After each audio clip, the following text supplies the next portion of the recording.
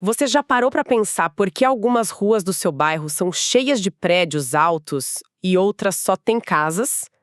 Ou porque aquele terreno enorme, sabe? Aquele cercado por um muro pichado perto da escola está vazio há anos, só acumulando mato.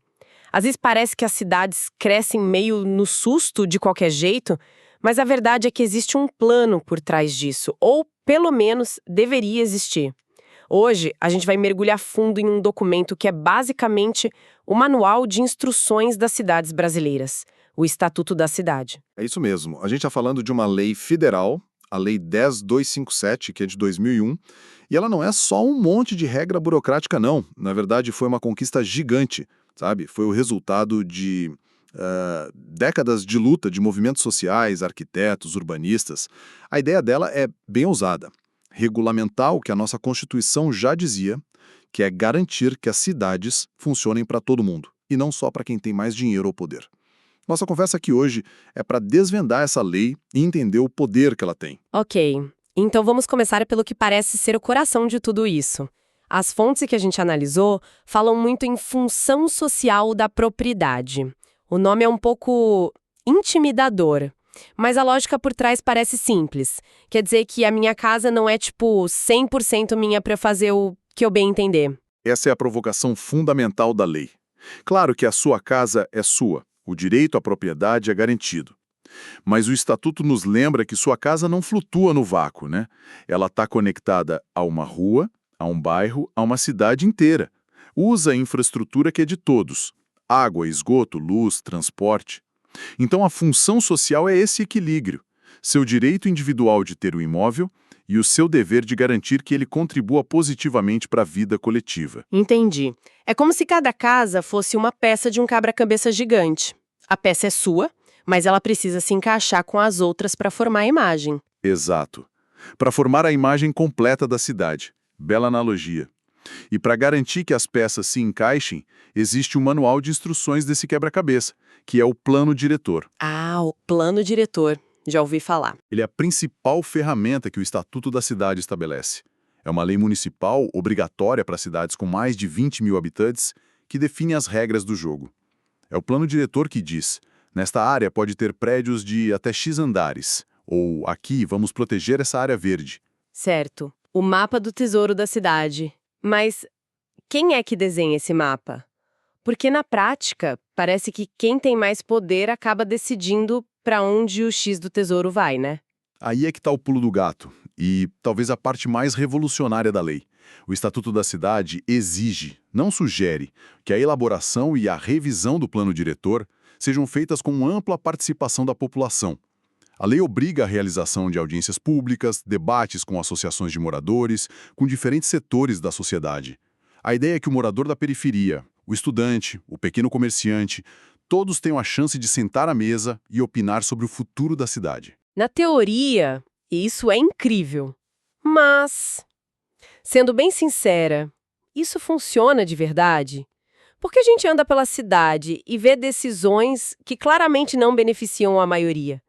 Quantas pessoas realmente participam dessas audiências? Elas não acabam sendo só para cumprir tabela? Esse é o ponto nevrálgico. A lei garante a porta aberta, mas não pode forçar as pessoas a entrarem. Muitas vezes, esses espaços são, sim, dominados por interesses mais organizados.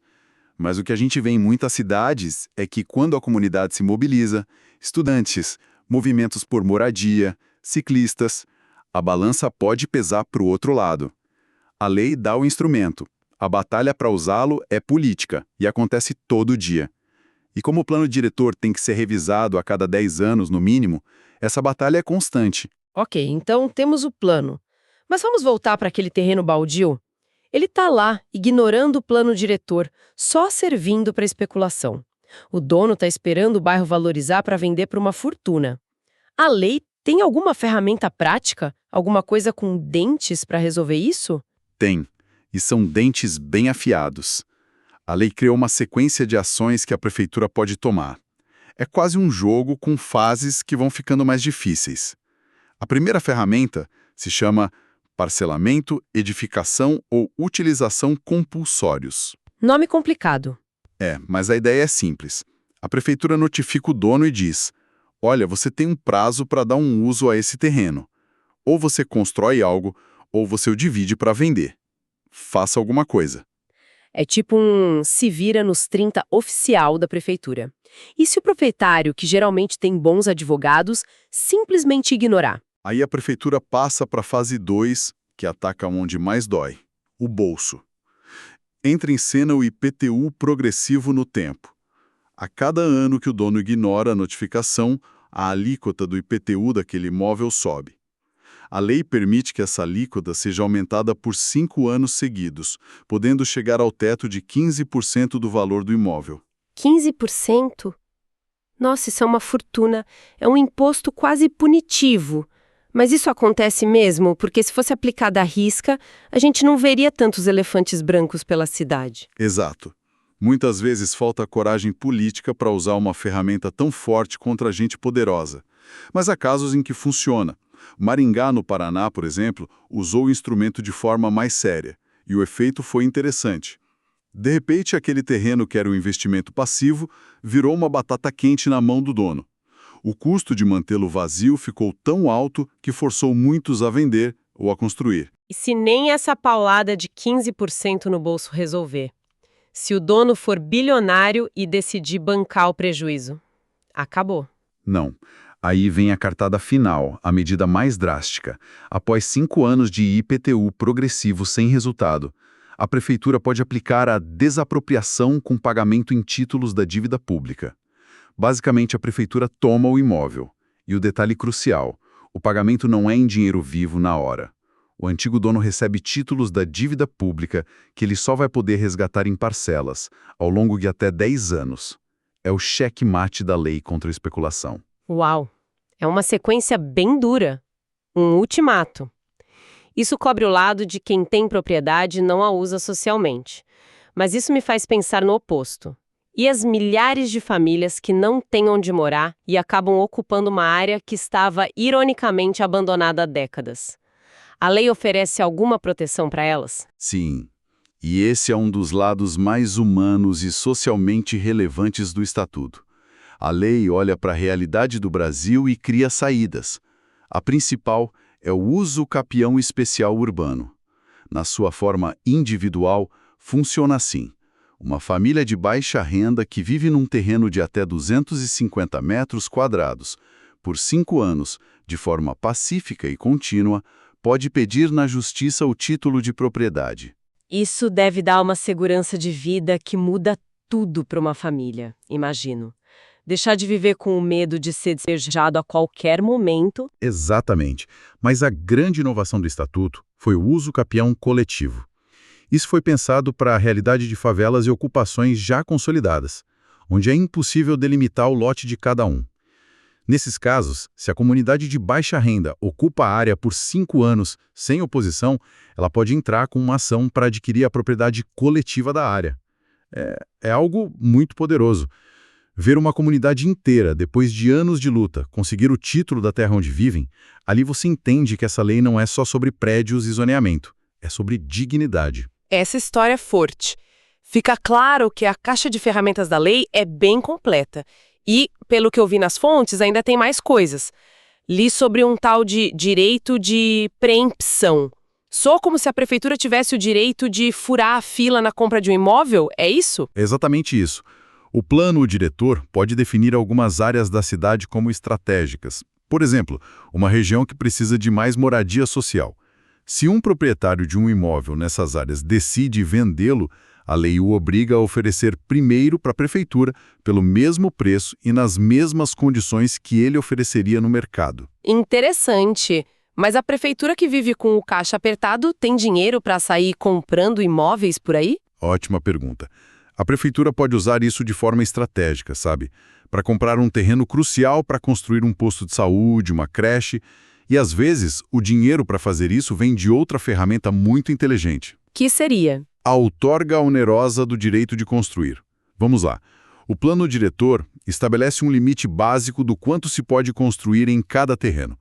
Digamos que, em certo bairro, a regra básica é construir um prédio com área total de, no máximo, 3 vezes a área do terreno. Certo, um limite padrão. Isso. Mas o plano também pode definir um limite máximo, maior.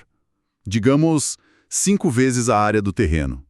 Se uma construtora quer usar esse potencial adicional, construir entre 3 e 5 vezes, ela pode. Mas ela tem que comprar esse direito extra da cidade. Ela paga uma contrapartida financeira. Peraí.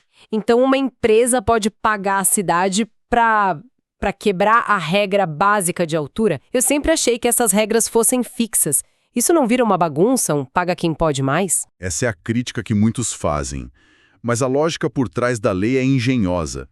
Primeiro, não é uma quebra de regra, porque esse potencial adicional já está previsto no plano diretor. E o mais importante, o dinheiro arrecadado com essa outorga não pode ir para o caixa geral da prefeitura para pagar qualquer conta. A lei amarra esses recursos. Eles devem ser usados obrigatoriamente em melhorias urbanas, como construir moradia social, implementar parques ou até financiar a compra de terrenos pelo direito de preempção. É um mecanismo que, em tese, faz com que o lucro gerado em uma área rica financie melhorias em áreas mais carentes. Em tese. Mas, na prática, fiscalizar para onde vai esse dinheiro deve ser um desafio enorme. Gigantesco.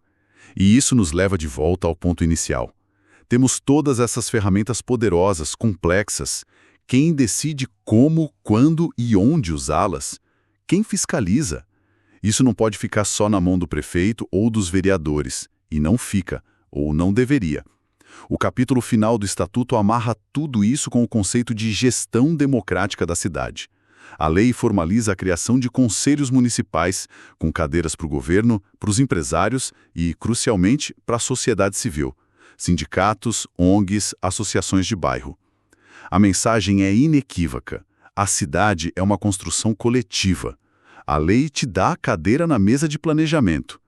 A questão é se vamos ocupá-la. Então, no fim das contas, da próxima vez que a gente passar por uma obra, uma praça nova ou aquele mesmo terreno abandonado de sempre, a gente pode lembrar que nada disso é por acaso. Existe um manual, o Estatuto da Cidade, e uma caixa de ferramentas completa que deveria estar guiando cada uma dessas transformações. Perfeito. A lei no papel é o primeiro passo. Mas sua aplicação real depende de cidadãos ativos, que cobram, fiscalizam e participam. E isso nos leva a uma reflexão final para quem nos ouve.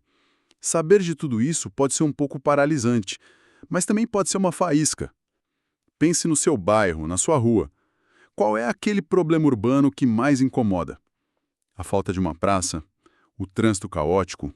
E agora, sabendo que essas ferramentas de participação existem por lei, a pergunta muda. Não é mais o que eu faria se tivesse poder. Exatamente. A pergunta se torna: qual o primeiro passo para usar o poder que a lei já te dá? Talvez seja pesquisar no site da prefeitura quando será a próxima revisão do plano diretor. Talvez seja juntar alguns amigos e ir na próxima reunião da associação de moradores. Ou simplesmente começar uma conversa na escola sobre o futuro que vocês querem para o lugar onde vivem. As ferramentas estão aí. O verdadeiro desafio é decidir pegá-las e começar a construir.